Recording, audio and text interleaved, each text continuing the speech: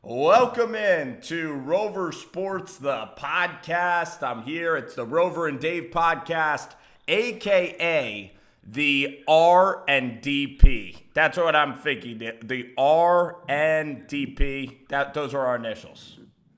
There you go.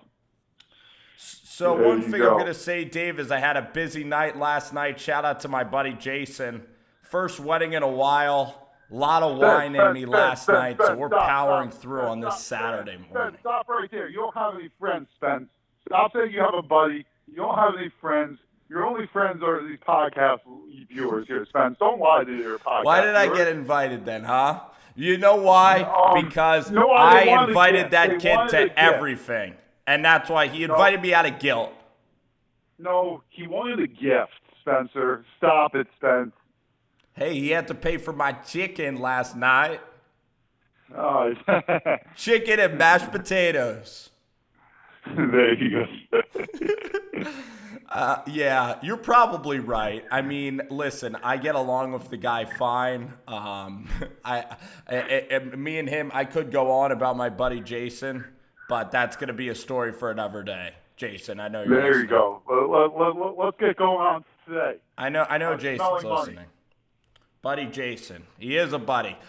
You know what the key is, though? You got to pretend you have friends, and that's half of the battle. So last week, David, you went 5-5. We actually split it right down the middle in college. I might have been 3-2 in the NFL. You were a 4-1. So you could gloat about your NFL numbers from last week. Yeah, no, you know, Spence, I mean, if you add the numbers all together, that's 9-6, that's 60%. You know, it's pretty good. I'm making money in Vegas with that type of numbers. So, you know, some people are winners, some people are losers. I'm just hoping not to be a loser my whole life. I want to give a shout out to my good buddy Ronaldo Allen. He's watching. We got a lot of live viewers already. A lot of people trickling in here to watch this podcast or I guess listen. Nate Raymond, we have some Bills fans. Nate, thank you for watching. We're going to definitely get to the NFL. Victor Jimenez, he's a big Cowboys fan. He trolls me a lot on the New York Giants. And Rafael Del Luna, and of course, we got to give a shout out to Ronaldo Allen. I'm going to answer Raphael's question before we get into the games, because then we're going to go into the games, guys. And Raphael asked, what's the best game of the week? And I'm assuming he's meaning the NFL. Well, I mean, I think it's obviously the best game of the week, in my opinion, has to be the 3-0 Patriots versus the 3-0 Buffalo Bills. I think it's the marquee game of the week.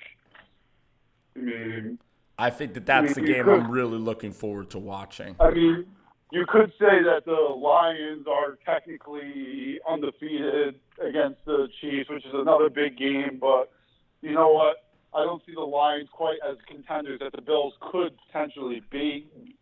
So I just have to go with the Bills and the Patriots as my game of the week, which we will preview later on in the show. Absolutely. And Vikings-Bears is also a decent game, but that'll be low scoring. I'm not that excited for that. Me personally, we'll talk about all these games coming up, but the Panthers is kind of exciting to me. All righty, let's do you want to do 12 o'clock college football, or are we going to hurry up to the window and people are going to be rushing to the window to get these in? I mean, what are you thinking? Well, whatever college football games you want to preview, we are going to preview here. Let's get through them. Whatever pick. So let's go. All right. Let's do Northwestern, Wisconsin. The line is 24. We'll pick that game, and we'll start off in Madison, David, with Northwestern and Wisconsin. Oh, this game, people see that the trending pick has been, you know, the sexy pick by the experts has started to become, you know, Northwestern plus 24. You know, last year I think Northwestern beat them, or 2 years ago when they were like 28-point underdogs, something crazy. I keep on reading about this.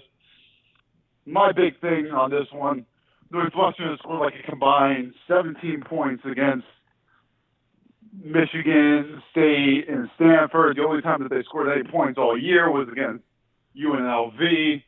I don't think that Northwestern is going to be able to score enough points to keep up with Wisconsin in this one. Lay the points. It's a lot of points. Wisconsin, too much ground and pound, power offense. I don't think Northwestern has any ability to score in this game. Yeah, this isn't one of my 5 locks, but I'm gonna go Northwestern. I'm gonna go opposite of you. Northwestern got humbled last week. I don't feel good about this game. It's going to be very tight, I think, late in the fourth quarter. A couple Hunter Johnson late touchdowns. I hope he's still starting because I know that he got benched last week. That was a really rough performance on ABC for Northwestern. Wisconsin looks absolutely terrific, but I'm still going to go Northwestern with the points. Sounds good to me. Hey, shout out to our good buddy Coach Daesh.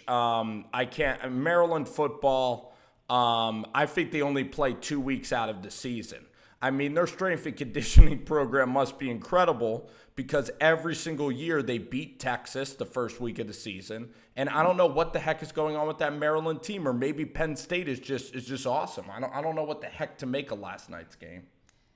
I think I remember someone a few weeks ago, that might have been me, saying that Maryland was for real. Well, I was wrong about that, wasn't I?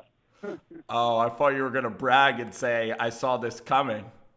No, I didn't. I was wrong about this team. They look like world beaters, but they certainly are not.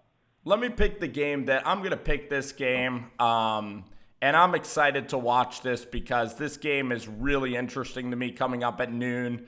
It's on ESPN. It's the old Arkansas-Texas A&M game. A&M has beaten Arkansas 6 straight years. They've won in all those overtime games with the Allen brothers, some really high-scoring games. You used to have Kenny Trill, Kenny Hill, and all those high-scoring games. I'm going to take Arkansas here with the points. I mean, 23.5. Nick Starkel, a little revenge game. Rakeem Boyd as well from Last Chance U. I'm jacked about this game. I don't think Arkansas is going to win. But these games go close, so I'm taking the Razorbacks. Against my better judgment here, this is truly against my better judgment. I will concur and take the Razorbacks plus the 23.5. Too many points in a neutral field game to give up. Maybe a late touchdown, backdoor cover type of game, but there you go.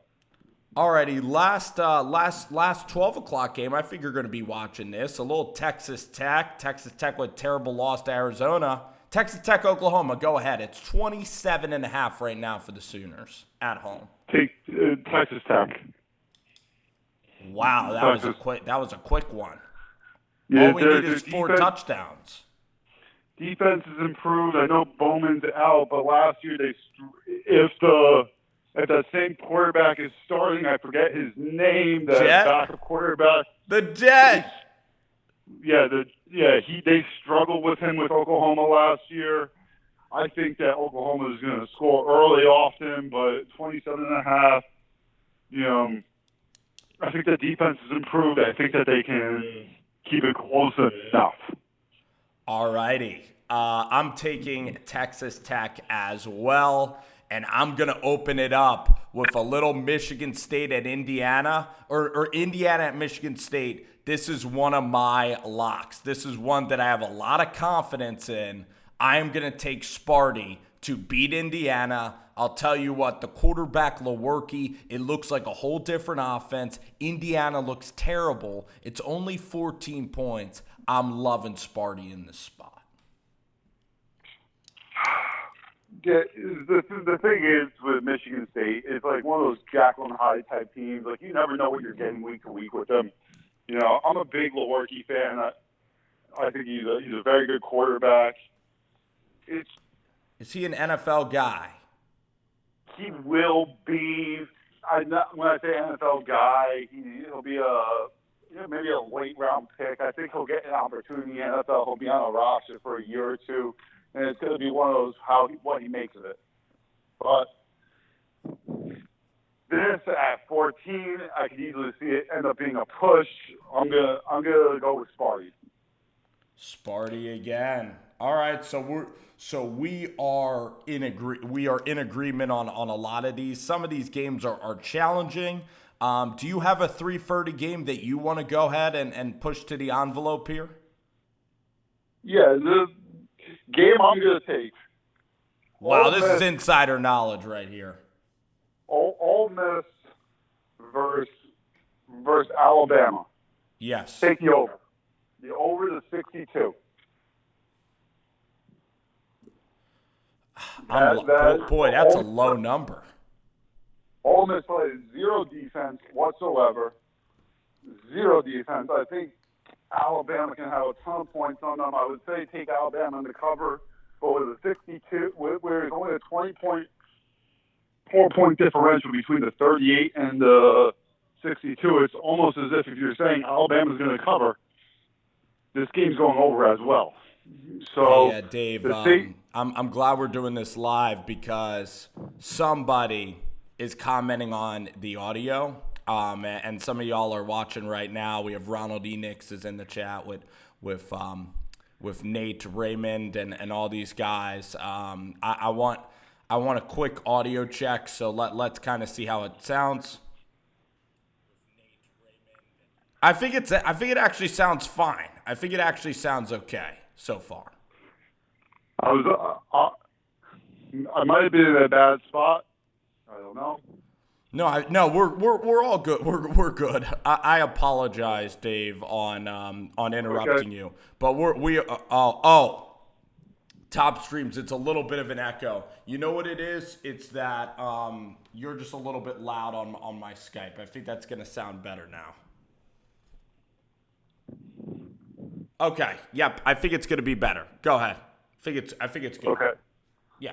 So going back to the point there, the difference between the 38 and the 62 as far as points totals, I think the game goes over. I think Alabama scores a bunch of points, and basically at some point, Saban's going to take the first-string defense out, and there'll be a few points scored by Ole Miss. I'm going over with this game. So you are taking the Rebels. So you're taking the Rebels to cover this game. No, I'm taking the over. Okay. You're going over in Alabama.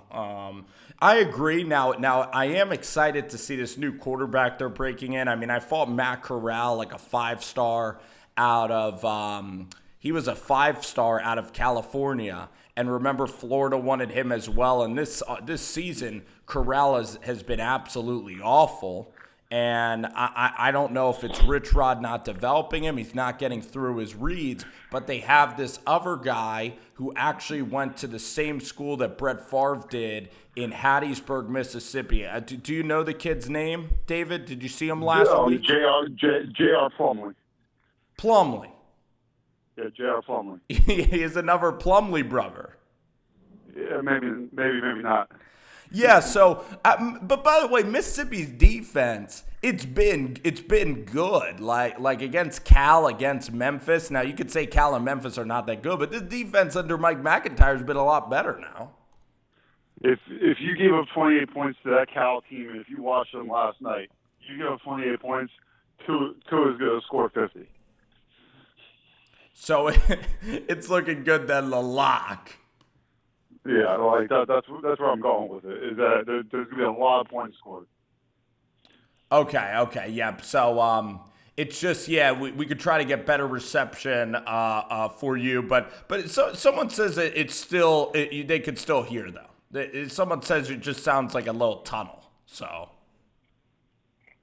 someone says it sounds like you're in a tunnel. I wish I was in a tunnel right now. All right. And here's the game that I like. We're motoring through college because then we're going to get to NFL. We're really going to break it down here for the audience. I think that Auburn-Mississippi State line, David, 11 points, you're stealing money. I think the game should be at least 19 or 18 points because, come on, you really think Garrett Schrader's going into Jordan Hare and you really think that kid who hasn't – I know he's 18 years old and I feel bad, but he hasn't shown any ability to throw the football whatsoever. Mississippi State's defense totally overrated. Kansas State gashed them in the running game. this would be the pick that I lay the lumber down with the Auburn Tigers. Maybe, yeah, maybe. It just seems like a trap to me a little bit. I mean, you could be right. This is one of those I would stay away from it. These weird, like, really? SEC type, these weird SEC type of games. I think this is a game that it's almost like a trap game for an Auburn. Like, when you look at their schedule, I would question their motivation for this in particular game. But I think, where is the game? It's in Starkville, right? No, I think it's at Auburn.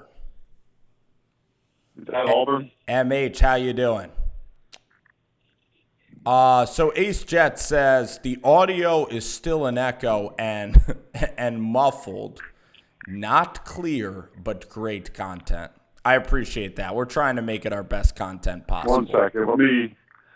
You know what, Spencer? What? I'm going to hang up the phone here. I will do something. Let me call you back in 2 minutes. Wait, okay. I'll hold the audience in there right now. MH, thank you so much, brother, for the compliment. I mean, it's an early Saturday morning. We're up here getting our picks. We're going to talk a lot of NFL. We wanted to get up both of our podcasts before the week.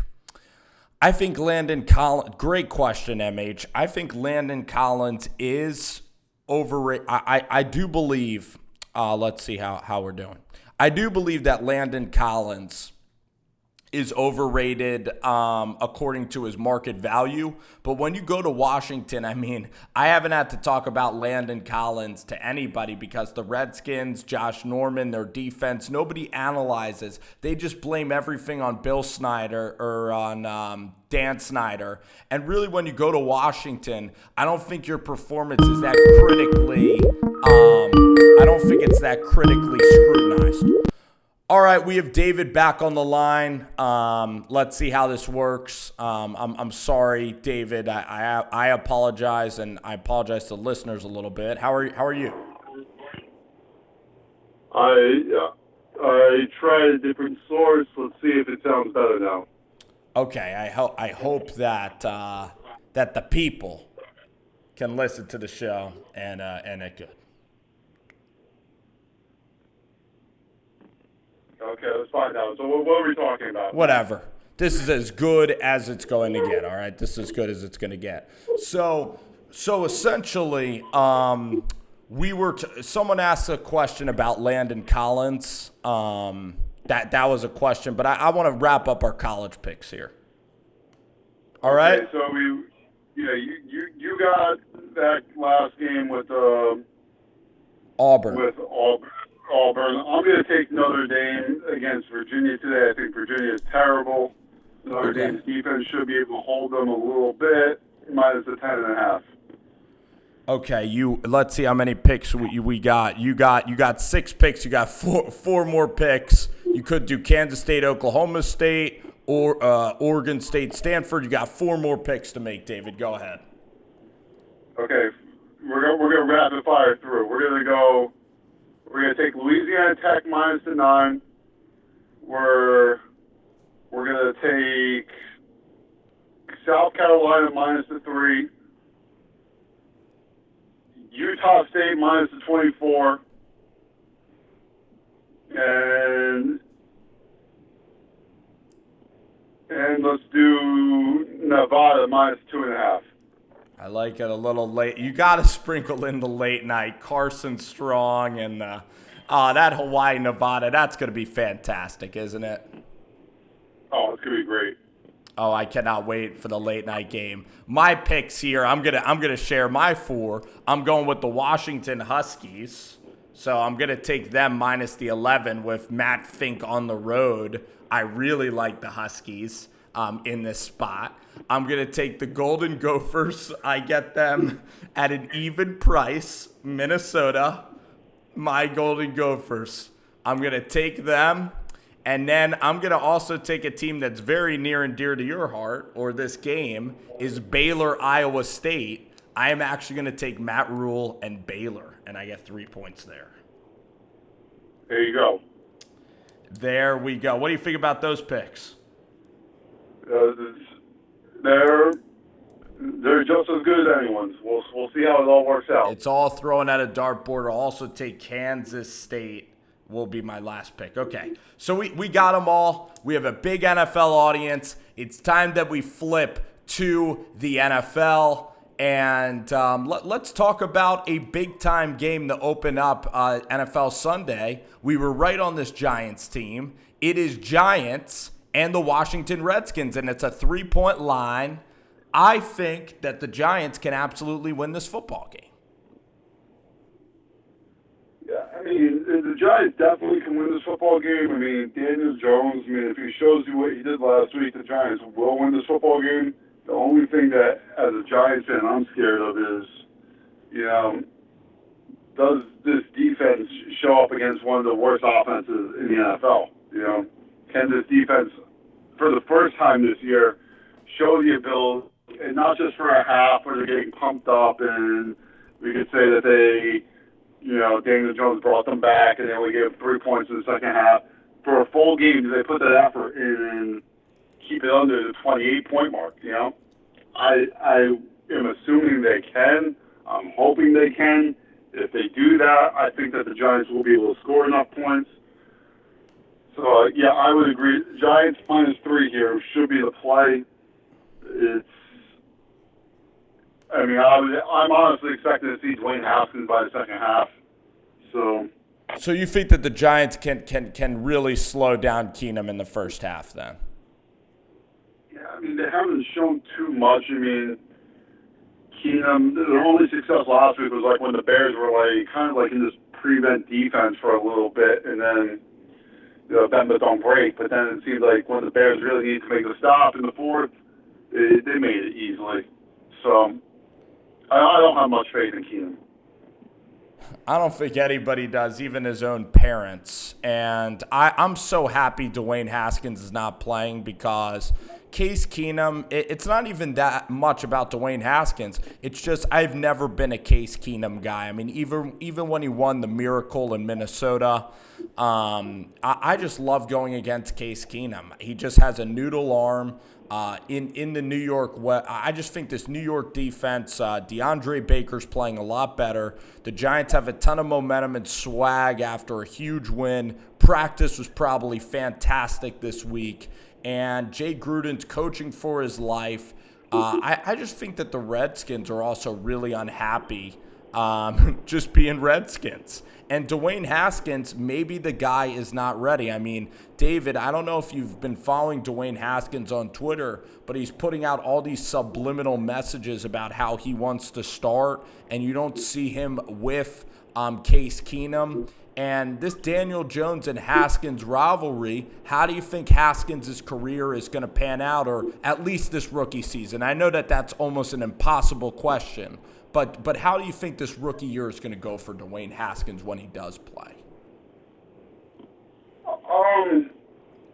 Personally, Haskins always was going to be the higher upside guy. It doesn't mean that he'll be better than Daniel Jones. It doesn't mean that Daniel Jones isn't going to be great, but Haskins, the arm talent is undeniable. The thing about Haskins compared to even Jones in the first year is that Haskins is definitely going to be one of these guys who's more of a gunslinger, even though in college he didn't throw that many picks. You saw him the preseason. He's trying to push the ball downfield. He's going to probably make a few more mistakes. It's going to take him a little bit of time. Also, maybe with the lack of talent that is there in Washington at the receiver position. It will take time for him. This team is going to have to be built around him. I think you'll see a better Haskins like any quarterback, year 2, year 3. I don't expect him to have much success this year when he does come in. Let's go out to Buffalo. And do the Buffalo Bills have a chance tomorrow? I certainly think they have a chance. Every year they go into Buffalo, the Patriots, very good record most years, a lot of expectations, a high point spread, all that. Some years they cover, but these games have been close. come down to last-second field goals. I think that Buffalo does cover the 7 tomorrow. I mean, everyone is so enamored with the Patriots. The thing that I will not let get lost with my evaluation of the Patriots, they look great, okay, whoop-de-doo. Who have they played this year? The 0-3 Steelers, the 0-3 Jets, the 0-3 Dolphins. And 2 of those 3 teams, I'll say 2.5 of them, because the Steelers still could be in that mold. Or the Jets and the Dolphins are just really, really bad teams. I don't think the Patriots are quite as good as everyone thinks they are. I think they might be the second best team in the NFL, but they're being made out to be this unworldly, best team ever type of team. Let's pump the brakes of the Patriots in the sense of this team is just blowing teams out the water. This is, the best team ever. The 72 Dolphins are better than them. Let's pump the brakes. They're not even as good as the 08 team that lost to the Giants in the Super Bowl. I think they lack some talent on the outside. And, I think the Buffalo Bills are much better than they have been. I think the Bills will cover the 7, possibly win the game. Yeah, to your point, the Patriots have the worst opponents in football. 0-9, the Steelers, and then Dolphins and the Jets are the 3 teams that they've played. I mean, Brady always looks really good. This team won a Super Bowl. The whole Antonio Brown thing is behind them now. I think the game's actually going to come down to Sony Michel. Like, he might have to have a big game here running the football against this Buffalo defense. Running the football against Buffalo. I look at this game, and the over-under is 41. I think there will be a lot of points, but I think Josh Allen is going to make some mistakes. I mean, that's just the way Josh plays, and you can't tell Josh Allen not to roll out and try to make hero throws, because a lot of times those hero plays are what makes him so special. So I think that the game is going to have a lot of turnovers for Buffalo, unfortunately. And I think that the Bills plus the points is the play. I don't know if I have the guts to say that Buffalo is going to end up winning the game outright. And, I mean, this Bills defense is getting a ton of credit. It comes down to third downs, and can they stop, I don't know if Edelman's going to be fully healthy. But can they stop this Patriots passing attack? It's going to be interesting. I think the Bills D plays decent, but the turnovers of Josh Allen, no running game with Singletary and Gore. I think the Patriots defense plays really well tomorrow. Yeah, I definitely would agree with that. I'm not saying. I just think this Buffalo Bills team is really good. I think the defense is really good. I agree. I think the Patriots defense will play really good. It's going to be an interesting matchup. I'm just kind of on that wait-and-see approach with the Patriots in the sense of they have had the historically easiest 3 games in the history for a team that's of their caliber. You want to see a game that's an ultimate trap game when you look at the whole board tomorrow? Sure. This Jacksonville-Denver line, I believe Denver, unlike the Patriots, Denver has faced, they went to Green Bay, and now you could say Green Bay is a lot more awful because they haven't been able to stop the Eagles' running game. Matt LaFleur's play calling was idiotic, but the Packers are still a pretty good team. Then Denver in week 2, they played Chicago, almost beat Chicago. Week 1 was the FAB game in Oakland. And the whole Raiders, that was their Super Bowl for the Oakland Raiders at the Coliseum, the last opening day game at the Coliseum. And Jacksonville hasn't impressed me at all. They're a 1-2 team. I know that they beat the Titans, but it's not like Gardner Minshew is a lock starter in this league. And the line is 3 points for Denver at home. And right now you can get plus money on Denver minus the 3. And Jacksonville is big-time money is coming in on Jacksonville. And they are 3-point dogs on the road. I'm shocked. I'm going to take Denver here. It's one of my favorite picks. And what do you think about this game, Denver and Jacksonville? Spencer, this is all you. I would want zero to do with Denver and Jacksonville at 425. This is two really bad teams facing off against each other. I think I do agree. If you put a gun to my head, it would be Denver, but it's not one of my picks. I think they underachieved. I think it's a team they've had a decently tough schedule in certain senses. They're underachieving. Jacksonville is, every day it's something with Jalen Ramsey. I mean, yeah. Not a game I'm looking forward to watching. I will not watch it. All right, Dave, go ahead and tell us games that you're looking forward to watching, pal. All right, so definitely not a game that I'm going to watch, but a game that I will pick. I will take the Colts minus 6.5. I've been on the Colts bandwagon since the day Andrew Luck retired. I'm not coming off of it. I still think this is a very, very, very good football team. They will surprise people. They will get only to a certain point, but they will be in the playoffs this year. 6.5 against a bad Raiders team. Jacoby Brissett has looked good. If T.Y. Hilton plays, in my opinion, at home should be an easy cover against the Raiders team who I thought looked good week one, was lost today. Yeah, and for John Gruden, I don't think Derek Carr makes it out of this year. He's looked absolutely terrible. I kind of made a video about this, that I think Derek Carr is officially finished. I'm tired of all the hype. And with John Gruden, he's not going to get fired, but Paul Gunford's probably going to leave. I mean, do you think this Raiders thing is a train wreck? Is this DC's last year in Oakland?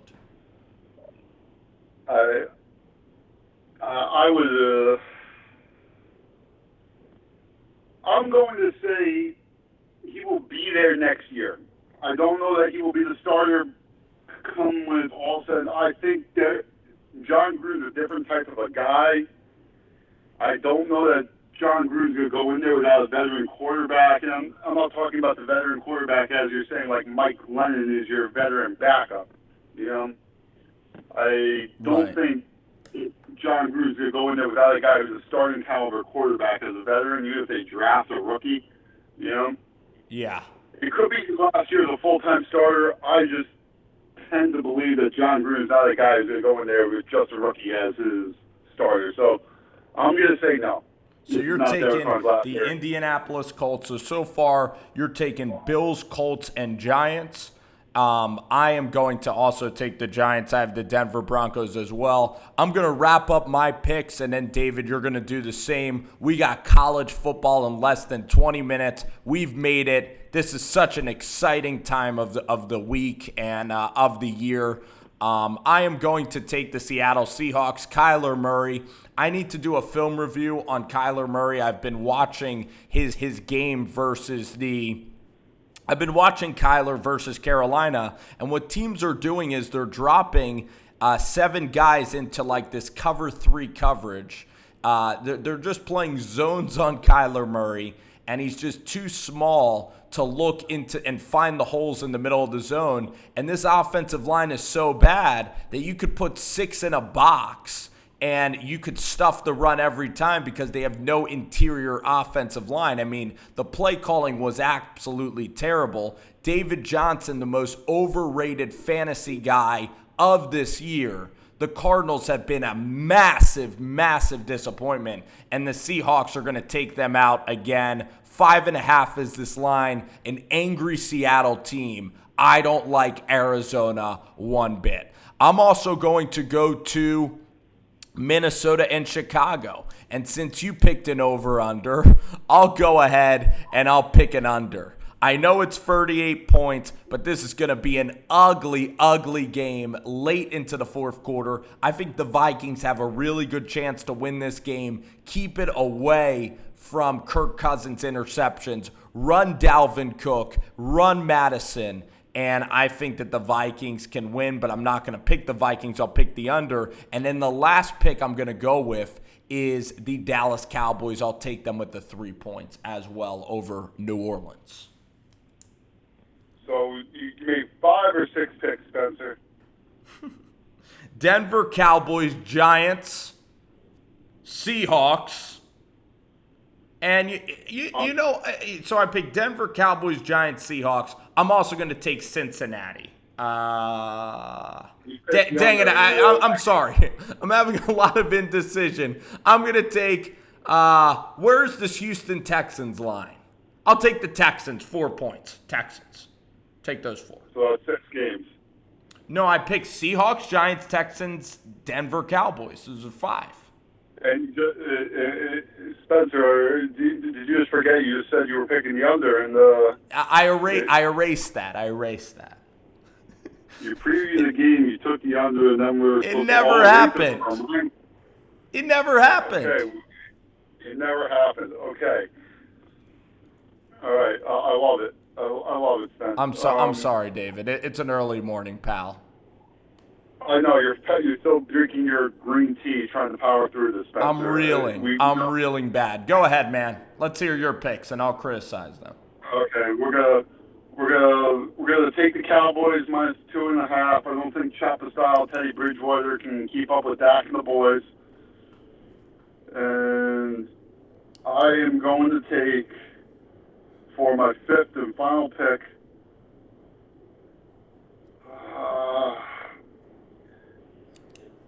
for everything you just previewed on that over-under on that Vikings-Bears game, I am going to take the over in that Vikings-Bears game. Why? At 38. Why? Because the Vikings haven't played a game under 30, haven't played a game under 40 all year, so I like it. There you go. I like it a lot. David, I want to thank you. We powered through the audio issues. I think the audio is still going to sound fine. We got in the picks just before the games have started. Enjoy college football and the NFL, my friend, and I'll talk to you soon next week. Pod next week. Sounds good. Have a good one.